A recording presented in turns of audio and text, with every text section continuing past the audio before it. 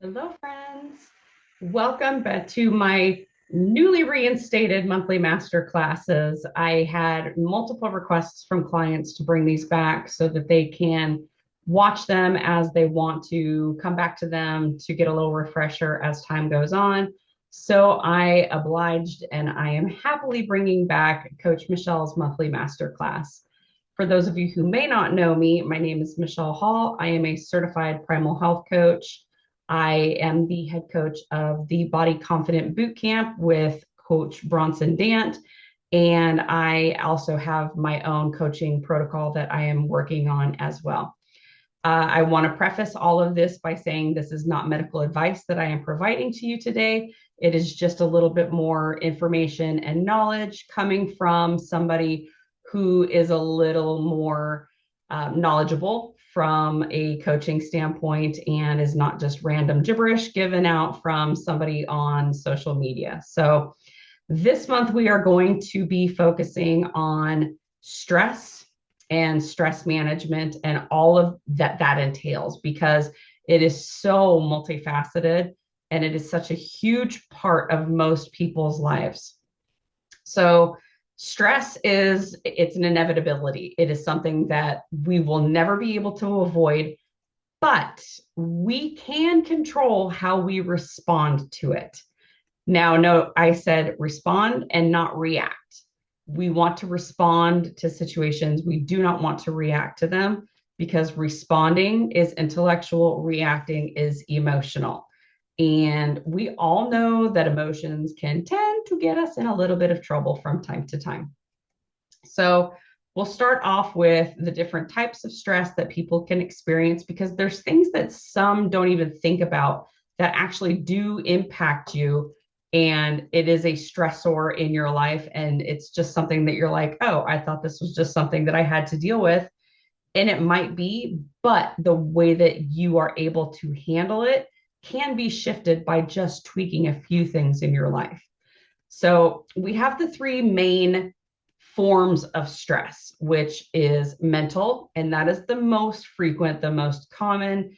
If you've got mental stress from your job, if you're a student from school, social anxiety, being placed in social situations can cause you some mental stress, anticipation of something that's coming up, travel, if you're planning on going on vacation or whatnot, things like that. That is, again, very common for people to go through because most of us have jobs or are in school or have something like that where we get deadlines, we get pressure from bosses, we get stress from coworkers, so on and so forth. So that's mental stress that a lot of us deal with. We also have emotional stress that we encounter, and that's generally family relations, relationships, grief. Grief is something that can absolutely cause emotional stress on us. Things that are generally there's some sort of a familial tie or a close tie to you that generates that emotional response. And then thirdly, we have physical stress. And physical stress, the most common form of that, aside from having a physically laboring type of a job, would be working out, and not just doing regular workouts, but having excessive workouts that you're doing, not allowing your body to rest, giving yourself rest days so that things can calm down. And when I say so things can calm down, I'm referring to the cortisol that gets released from our adrenal glands when we experience stress in one form or another. You're going to end up with cortisol being released from your adrenal glands, which, as people will refer to as the fight or flight hormone. And that does have a physiological effect in your body because cortisol will increase your blood pressure, it will increase your heart rate, it will increase your respirations, it will cause muscle tension. And why is that? Well, because your body is anticipating that it is either going to have to fight somebody or something or run away. So you have that physiological reaction within your body because it's either going to have to do one or the other. How many times have you been stressed out and been like, oh my gosh, my shoulders and my neck are so tight? Oh my gosh, my heart is racing. I can't catch my breath. That is because the cortisol that was released by your body is preparing you for battle, essentially. We do not want to be in constant fight or flight mode because that is going to cause us harm. And we don't want to do any more damage to our bodies that we may have already done in the past. So we need to make sure that we are able to control what we can control with regards to whatever situation you may be in and move forward in the right way to be able to deal with the situation that you're in, whether it's a mental, emotional, or physical stressor that your body is being put through. So I like to bring up the fact, let me share my screen here, because I like to bring up the fact that those of us, and I say us because I am absolutely guilty as charged, who I used to be, or are, braggadocious control freaks. I am a control freak. I have to control everything. If I don't have control of everything, I just don't feel right. That is going to cause a majority of the stress in your life because we can only control things we can control. We cannot let outside forces affect us. We cannot let imaginary things that, we create within our minds affect us. We can control what we can control. So, what are some things we cannot control? Well, we can't control what others think of us. And with social media being the way that it is these days, and everybody being on social media and all these keyboard warriors, you cannot control what people are going to think or say about you. All you can control is how you respond to it. You cannot control how other people feel, whether it's how they feel about you or how they feel in general. Empaths, you always hear about empaths. Oh, I can feel what they're feeling. I physically feel the pain that they are enduring. You cannot do that. You cannot do that to yourself. Yes, you can feel sorry for somebody. You can have the empathy for them. You do not need to absorb what they are projecting because that's not going to do either of you any good. You cannot control other people's motives. You have people in your family that may be out to get you, or you think that they're out to get you. You may have people you work with who try and throw you under the bus. You cannot control what they are going to be doing. What you can do is calmly respond to whatever situation you may be put in. You cannot control the beliefs and perceptions of others. You cannot control external situations and what happens around us. As much as you want to, you can't. You cannot control the past, and you absolutely cannot control the future. We have to put a lot of that oftentimes into a higher being. If you have the belief of a higher being, you cannot control things that happened already. You cannot change the past. So don't try. And you do not know what is going to happen in your future. You just know that you're going to have a future. So learning to deal with what comes, being bendy, being flexible, being amendable to things, that's going to help you in this process. But you cannot control the past and you cannot control the future. I know I'm saying you can't do this, you can't do this, you can't do this. What can I do? Well, you can do these things. You can control your positive attitude. You can control your attitude, period. You can control whether it's positive or it's negative. I love waking up, starting my day with positivity, starting my day with gratitude, and being thankful, because that really does set the tone for the rest of the day. Even if it ends up being a bad day, it's not going to be as bad as it would be if you started your day negatively or just being a Debbie Downer and not, I don't want this. This is just going to be the worst day. I don't want to drive in. That's what you can control. You can control what you eat and how you stay healthy. A lot of people don't want to believe that what they put into their mouths are going to ultimately affect this up here as well. And if you have excessive carb overload, if you have a sugar addiction, if you have strongholds with regards to food, that'll absolutely impact how you react to situations as opposed to responding to them. You can control your inner peace. You do not have to let other people control how you feel. You have control over this right here. Nobody else does. You can control finding creative ways and different ways to make money. If your job is stressing you out to the point that you are literally physically being impacted negatively from it, you need to find something else to do. And that is something that you have 100% control over. Take it from somebody who was in a very toxic work environment for 8 years. Being freed from that was life-changing for me.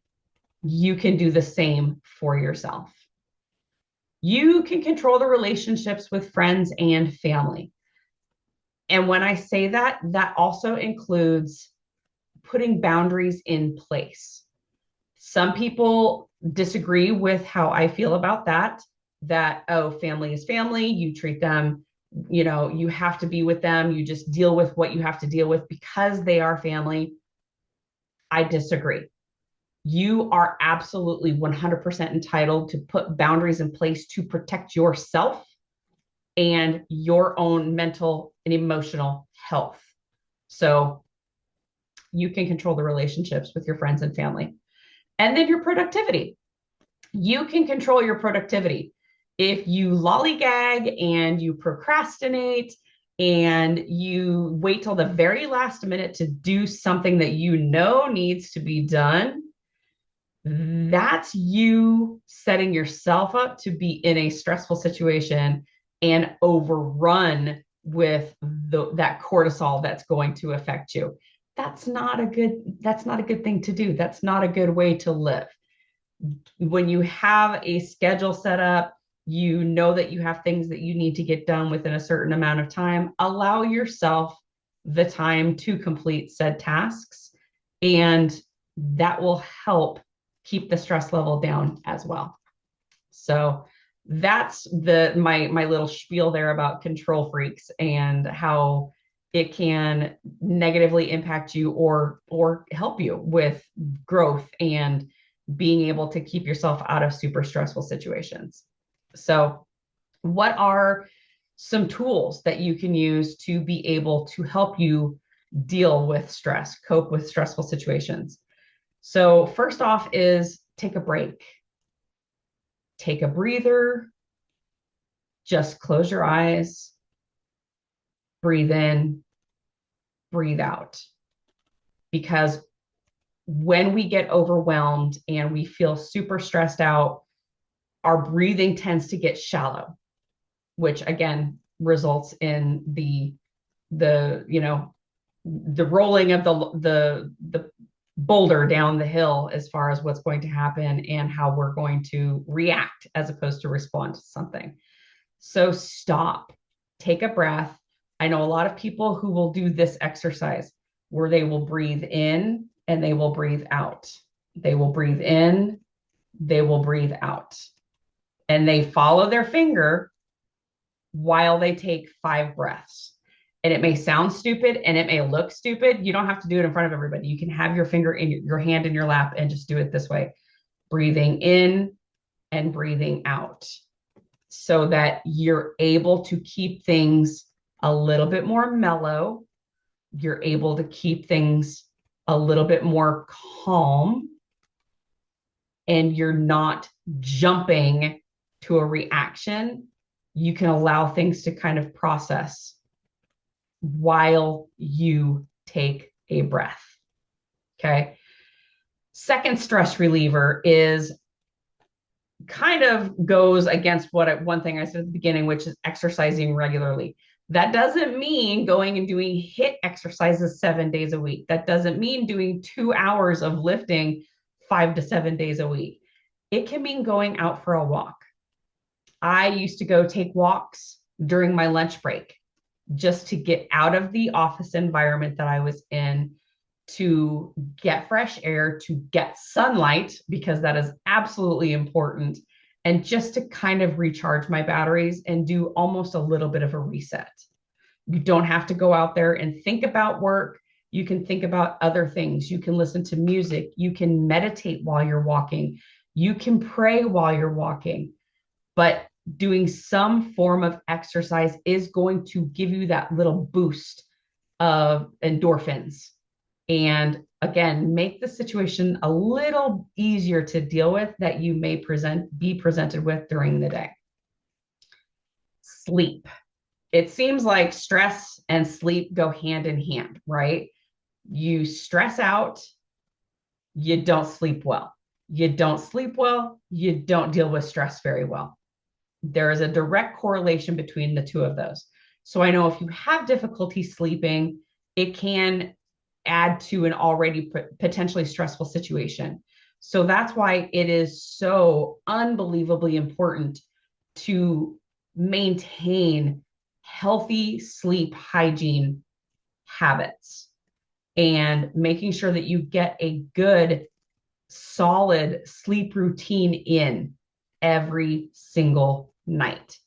No, I don't want you to feel like I'm talking to you like you're, 7 years old again, and your parents have a very regimented schedule for you to follow to go to sleep. But that's what works. Our parents making us go to bed by a certain time each night. Our parents ensuring that we're not having direct screen contact for 30 minutes or so before we go to bed. Our parents making sure we're not drinking or eating too close to bed. That's actually what we still should continue doing throughout adulthood as well, because that's going to allow us to have better sleep overall. Have a set bedtime every night. If you know you need to be up by 5 a.m., be in bed by 8:30, 9 o'clock, and limit screen time as much as possible. Most people will watch TV up until the minute that they go to their bedroom to go to sleep.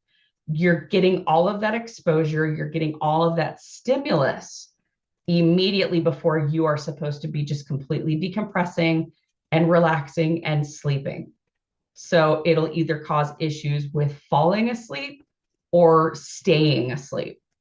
When they said that we had to limit our food and drink before we went to bed because we didn't want to wet the bed.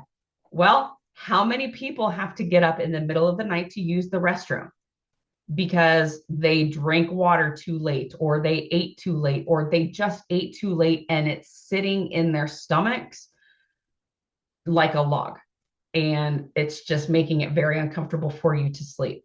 So sleep hygiene, a healthy sleep pattern, is an absolute necessity as an adult as well as being a child.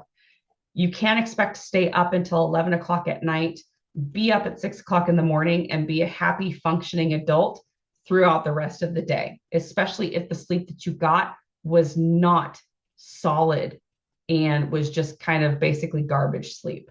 So you want to make sure that you have a good sleep regimen, whatever that means for you. I would recommend that you limit screen time and exposure to blue light at nighttime, because you don't want to screw up your circadian rhythm to the point where your body is just like, I don't know what I'm supposed to be doing, and it's nighttime and I still feels like it's daytime because this light's been here all of this time. So allow your body to adjust gradually as it needs to in order for you to get some decent sleep. I like to tell clients to journal if they feel the need to empty their brains, essentially. Journal. That doesn't mean that you have to write a page worth of whatever in a pretty book that locks that you get to keep hidden under your pillow. It means have a notepad by your bedside and write what's in your head at the time that you're going to bed. This is in my brain right now, and set it aside. It doesn't have to be elaborate. It doesn't have to be difficult. Just do what you can to help empty out your brain in order to be able to get some decent sleep, because that will help maintain a healthy stress load in your life as well. Talking to people. I know since 2020, it's become a very common thing for people to speak to a therapist. A lot of people went through awakenings during that. A lot of people lost loved ones during that. The focus on mental health has really taken a healthy shift where it's not so taboo anymore to talk about your feelings, to work through your issues, to deal with your past trauma. People are realizing how necessary it is and are taking the steps to get in to see a therapist. There is nothing to be ashamed about if you need to see a therapist, if you need to speak to somebody on a regular basis. Even as a health coach, I have clients that will talk to me about certain things.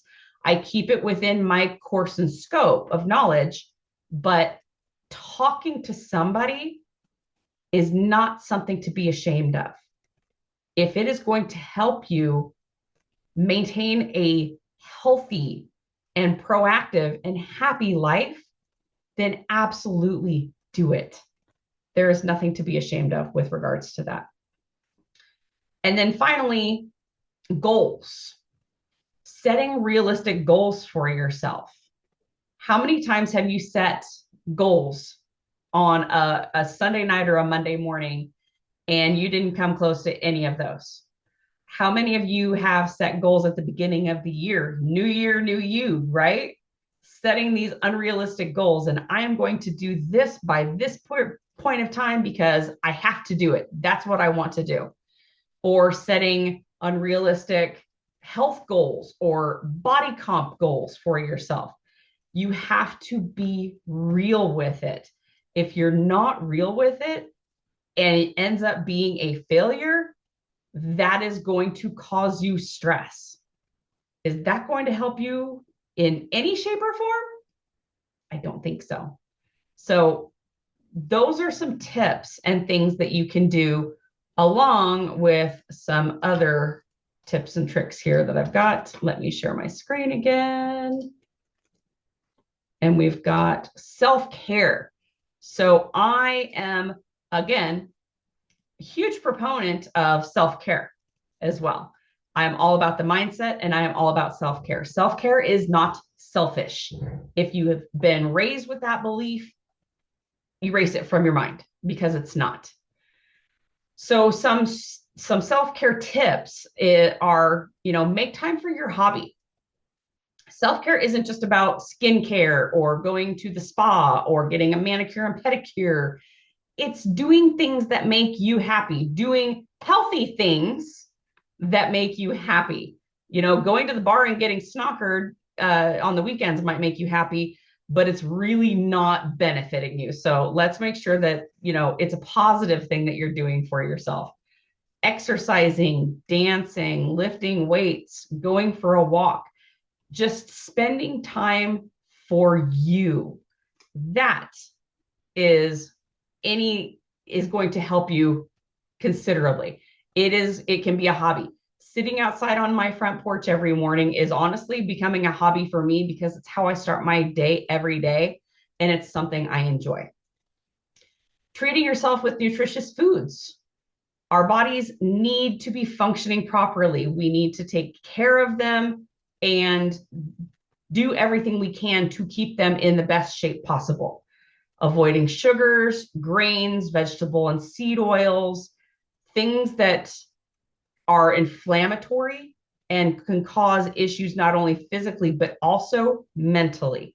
There is so much research that's being done and so much information released about how inflammatory foods are causing issues with mental health and mental health conditions, psychiatric conditions.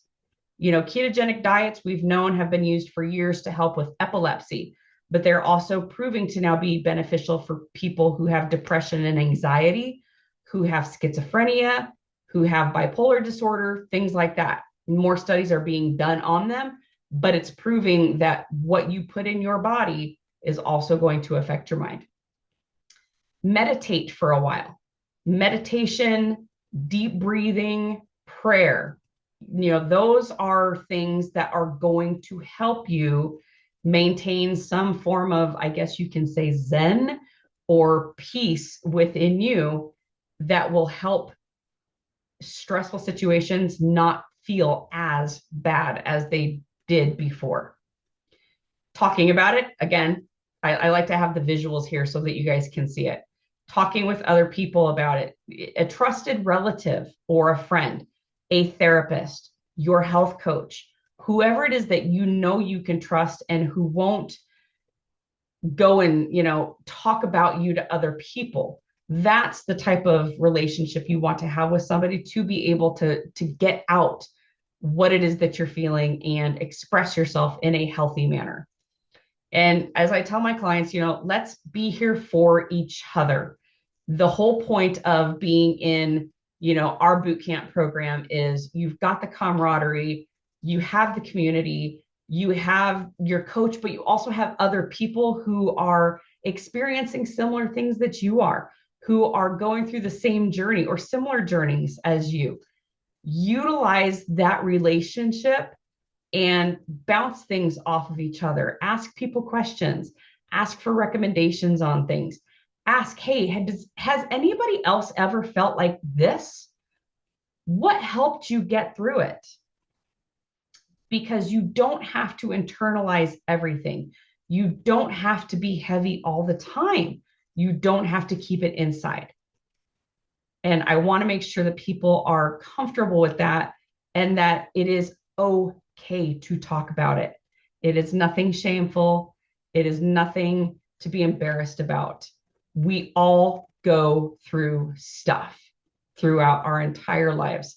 Some big, some not so big, but it depends on how we are going to respond to it and the coping skills that we have and that we're able to gain along the journey. So there's your stress masterclass, friends. If you have questions, feel free to post on whatever either the Everfit page if you're my clients, Discord if you're in our group, YouTube when you see this a few months down the line. If you've got questions, you have suggestions, tell people what's worked for you.